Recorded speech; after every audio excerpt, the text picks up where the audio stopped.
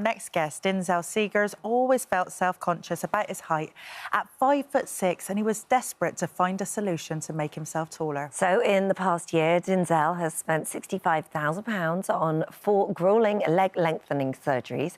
He's still in recovery, but now stands at 6 foot tall, having grown a massive 6 inches. 6 inches, and he joins us now all the way from Atlanta to tell us more. Good morning, Good morning. Dynzell. It's just Good morning. Good morning. It's just absolutely crazy what they can do now, isn't it? I mean, you've grown 6 inches. Can you explain to us how the procedure works? Yeah, no problem. So basically, what they did was they put rods in my leg. They cut the bone surgically, and then they put rods in your legs to extend the bone over a period of 3 months. So I underwent that procedure twice to get the maximum amount of height. And I did that on my upper legs and then my lower legs. Wow. I mean, so this is sort of a break in the top bone and the bottom bone. This is not a quick surgery by any stretch. Is it painful when you come round? How painful is it? So it's probably one of the most significant pains that I've underwent in my life. And I did do 8 years in the military. So it was very painful, but that's really most of the pain is in the first 2 weeks. After that first 2 to 3 weeks, the pain is reduced significantly, but it's still there. But for me, it was just something that was worth it, so I was willing to undergo it. Mm-hmm. And the surgery, I mean, it can cost up to £130,000. So your height must have, it really quite bothered you. What is it that you wanted to be taller? Was it to try and get more women, or was it something within yourself? Why did you want to be 6 foot? Why couldn't you have remained 5'6"? So for me, I went through most of my life, especially my teenage years, I went through most of my life basically feeling like I wasn't good enough. I was made to feel good enough, mainly by those who were close to me, like friends, family, all these different things. And my height was always the butt of the joke.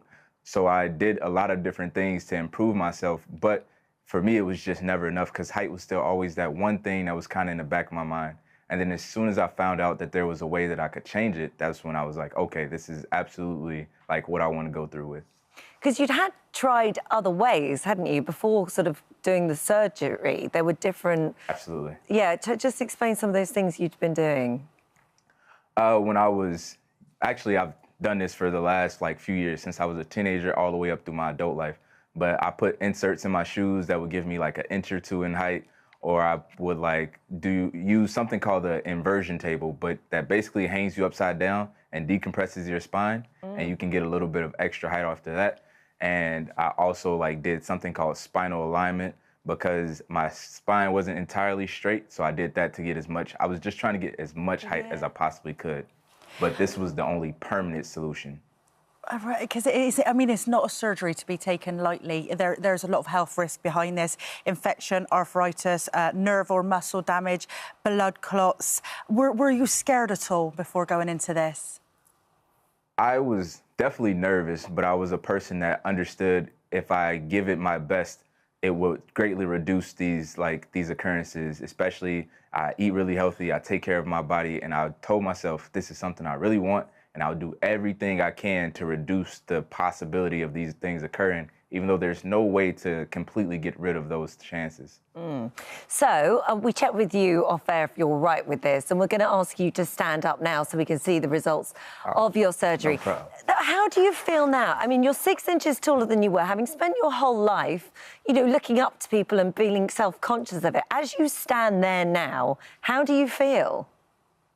So it's actually it's interesting to see what life is like on the other side. I had no idea that my life would improve so much with height. And honestly, I didn't realize how tall 6 foot was until I started going back outside and being around friends and family. And I realized I'm actually one of the tallest people, in most places I go outside of, a few places here and there, like the gym. Wow. But it's definitely been life-changing. We're just looking at a before and after photo. That's extraordinary, isn't it? It's unbelievable. So that's your recovery process. Can you do all the things that you could have done before? Can you go for a run? Can you go for a walk? Okay, or can you do squats? Are you restricted in any way now? So all of my bones in my legs are still currently broken. It takes about 6 months to a year to heal. Mine will be closer to the year mark because I did the surgery twice. But once I fully recover, I'll be able to do those things that I could before. right now I'm just getting to a state where I'm trying to push the limits. I'm trying to run, jog, do different things like that. But I am not there yet. The recovery is just, it's a very long process. So obviously, money's one thing which will stop the majority of people being able to afford surgery like this. But actually, you said that you wouldn't recommend anyone opts for surgery like this because of how tough it has been. And actually, because of your medical background, you think that's probably what's helped you do this. Absolutely. I'd say I wouldn't recommend it to anyone, mainly because not only is it physically strenuous on the body, but it's also very mentally tough. Like, you have to understand you're in pain every day, the entire process. It's hard to sleep. It was some nights I would go like so many nights without sleep. And it's just, you're away from friends and family. You're in this facility, like you're surrounded by other people, but a lot of times people spend the entire time in the room. So you're like secluded to yourself. And it's just a very difficult process to undergo. And then you have to understand, even after the surgery is up, or even after that 3-month period is up, you're still another 6 months to a year before you're back to your normal life. So it's really preparing yourself mentally for that journey. And do you think that this is, I mean, there'll be people that will be watching this and going, actually, you know, if you felt an insecurity before, that actually what you should have done is work on what was inside so that you become accepting of who you are in every way. Do you think that now you've done this, you are happy, or do you think that actually the underlying all those things are still there? So I'll have to say that I did put a lot of work in on myself and trying to become a better person, but height was still one of those things that just kind of lingered in the back of my mind. It wasn't, once I did surgery, it wasn't even an overwhelming insecurity anymore because I had put in so much work on becoming a better person. Yeah. But I would say, like, once I found out there was surgery to get taller, it was just icing on the cake of who I had already become. So it still is, a lot of people, I will say, have undergone a surgery and they still struggle with different things. They realize that it's not necessarily the end-all, be-all key to happiness. But this was something I already understood because of my medical background. I already understood because a lot of people don't understand. Like, research says that most people that get surgery to improve something cosmetically, they still kind of struggle with, they'll start to struggle with something else. So they're focused on something else.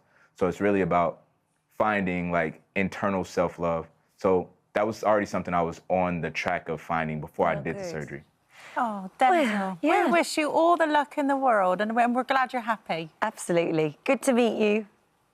Thank you. It was very nice to meet you as well. Thank you. Thank you. Thank you. Thank you.